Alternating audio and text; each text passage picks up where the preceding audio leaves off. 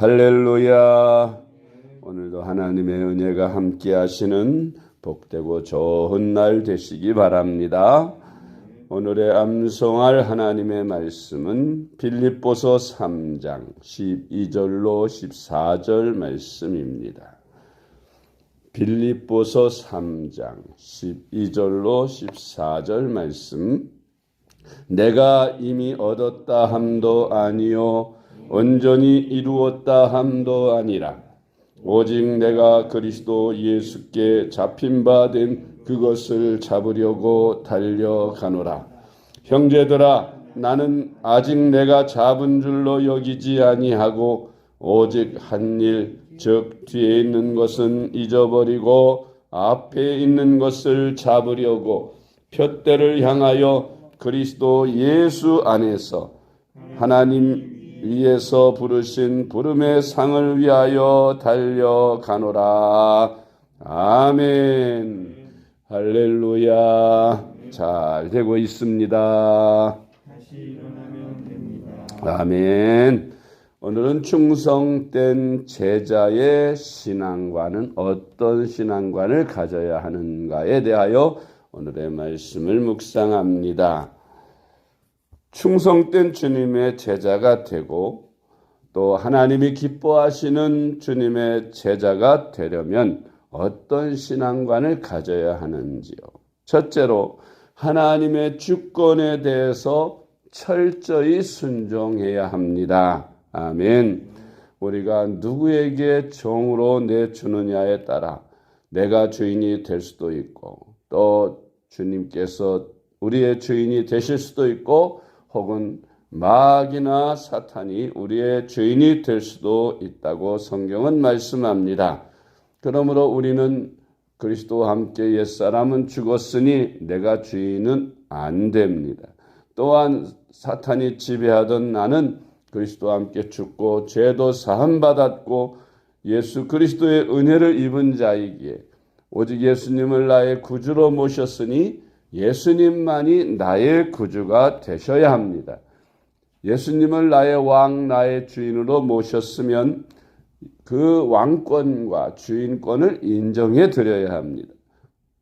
왕권과 주인 되심을 인정하는 것은 곧 그분에게 모든 복종을 드리는 것입니다. 순종하는 것이지요. 철저히 주님의 감동과 주님의 말씀에 철저히 순종을 드려야 그것이 하나님이 기뻐하시는 제자, 충성된 주님의 제자의 신앙관인 것입니다. 로마서 6장 16절 말씀. 너희 자신을 종으로 내주어 누구에게 순종하든지 그 순종함을 받는 자의 종이 되는 줄을 너희가 알지 못하느냐? 혹은 죄의 종으로 사망에 이르고 혹은 순종의 종으로 의에 이르느니라. 아멘. 두 번째로 미래에 대한 목표인 부름의 상을 향해서 달려가야 합니다. 사람들은 다 미래에 대한 계획보다는 주님 만나는 사후의 세계를 목표로 하기보다는 이 땅에 사는 동안 잘 먹고 잘 살고 성공하고 출세하고 이 땅에서 사람들에게 인정받고 살기를 원합니다. 그래서 대부분의 목표가 이 땅에서 잘 사는 것이에요. 그런데 우리 충성된 주님의 제자나 주님이 기뻐하시는 제자들은 이 땅에서도 물론 인정받는 삶을 살아야 하겠지만 무엇보다도 주님 앞에 서는 날 우리 주님으로부터 착하고 충성된 종아 잘하였도다 하는 주님의 칭찬을 목표로 삼고 달려가는 것입니다. 이 세상의 목표를 세운 것들은 다 두고 가야 되지요. 가령 내가 빌딩을 사는 것이 목표였다. 빌딩을 사놓고 땅을 많이 소유하는 것이 내 목표였다가 정말 수고와 노력 끝에 땅을 많이 소유하게 됐어도 또 내 이름을 명예롭게 하고 많은 사람들 앞에서 내 이름이 알려졌을지라도 내가 세상 떠나고 나면 그 모든 것들이 다 다른 사람 것이 돼버리고 소용이 없게 됩니다. 그러나 주님께서 우리에게 주신 목표, 주님께서 우리에게 주신 사명, 그것을 잘 감당하면 주님 앞에 서는 날 주님으로부터 상급과 면류관을 받아서 그 영광은 영원토록 쇠하지 아니하고 영원토록 그 주님의 축복과 명예와 영광을 누리게 되는 것입니다. 그러므로 우리의 달려갈 목표는 주님이 주신 사명을 위해서 달려가야 하고 또 주님 앞에 받을 상을 향해서 달려가야 하는 것입니다. 빌립보서 3장 12절로 14절 말씀. 내가 이미 얻었다 함도 아니요 온전히 이루었다 함도 아니라 오직 내가 그리스도 예수께 잡힌 바 된 그것을 잡으려고 달려가노라. 형제들아, 나는 아직 내가 잡은 줄로 여기지 아니하고 오직 한 일, 즉 뒤에 있는 것은 잊어버리고 앞에 있는 것을 잡으려고 표대를 향하여 그리스도 예수 안에서 하나님이 위에서 부르신 부름의 상을 위하여 달려가노라. 아멘. 세 번째로 기록된 하나님의 말씀인 성경 말씀에 대한 태도는 다음과 같아야 합니다. 모든 성경은 하나님의 감동으로 기록된 하나님의 말씀이며 교훈과 책망과 바르게 함과 의로 교육하기에 유익한 책이고 하나님의 사람으로 온전케 하는 책은 유일한 하나님의 말씀이라는 것을 마음속에 믿고 그것을 준행하는 것입니다. 디모데후서 3장 16절로 17절 말씀. 모든 성경은 하나님의 감동으로 된 것으로 교훈과 책망과 바르게 함과 의로 교육하기에 유익하니 이는 하나님의 사람으로 온전하게 하며 모든 선한 일을 행할 능력을 갖추게 하려 함이라. 아멘.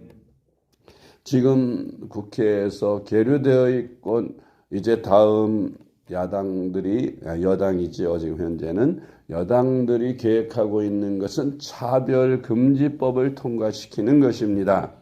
검수완박법도 무리를 해가면서 모든 국민이 반대하는 것을 밀어붙이고 꼼수를 써가면서 그것을 통과시켰죠. 이제 다음 목표는 차별금지법도 그런 방법으로 통과시키려고 한다는 그런 계획을 제가 어디서 본 것 같아요.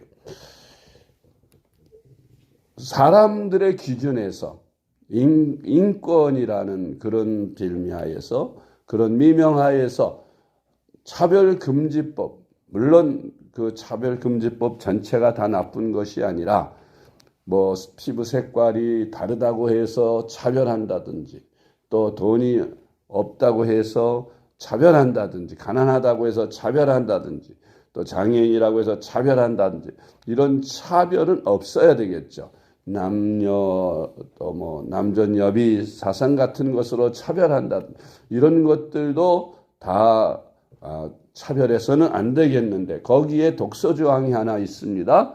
그것이 뭐죠? 우리 기독교의 독서조항은 바로 다른 이단들이나 다른 종교에 대해서 비판하지 않는 것입니다. 차별하지 않는 거예요. 이슬람교라든지 또 그 밖에 이단들 또 극소수 종교들 이런 종교들이 판을 쳐도 그것에 대해서 비판하지 못합니다. 전도하는데 또 하나님의 나라 확장에 크게 문제가 되는 것들이죠.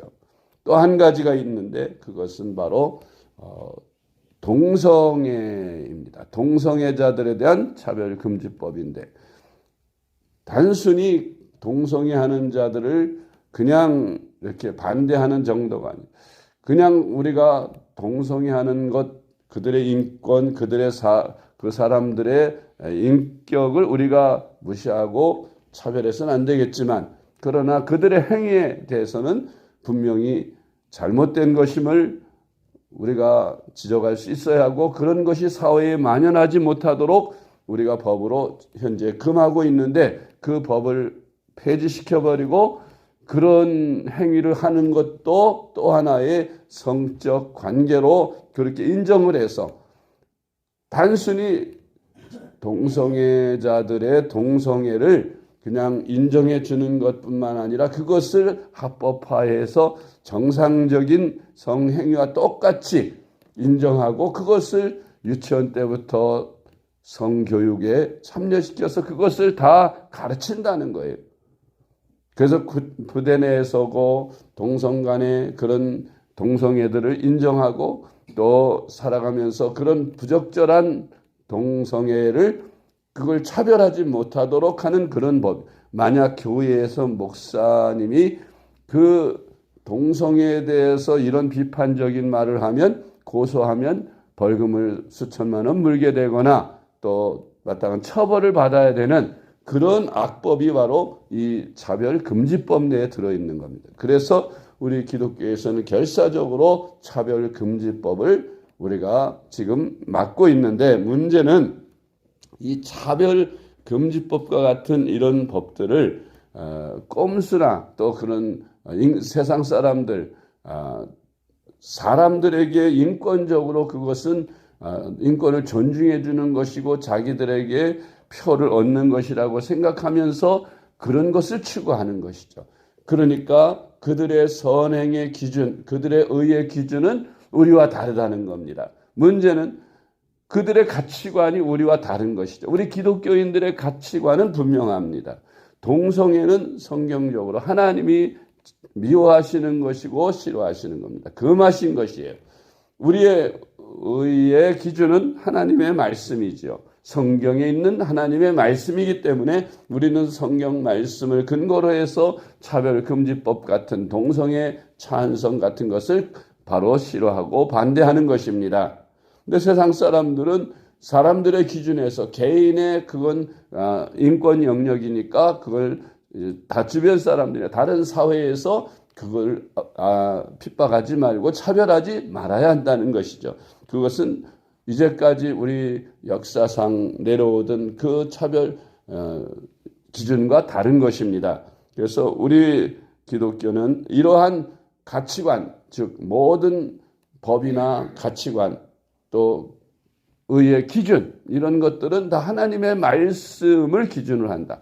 그래서 성경 말씀이 모든 의의 기준이고 말씀의 기준이다. 법의 기준이다. 그렇게 생각하고 그 안에서 모든 법을 통과시키고 또 그 법들을 찬성해야 하는 것이고 성경에서 반대하는 것들은 우리가 결사적으로 반대하는 것이 바로 우리의 모든 세상에 대한 의와 모든 법에 대한 기준이 되어야 한다는 것입니다.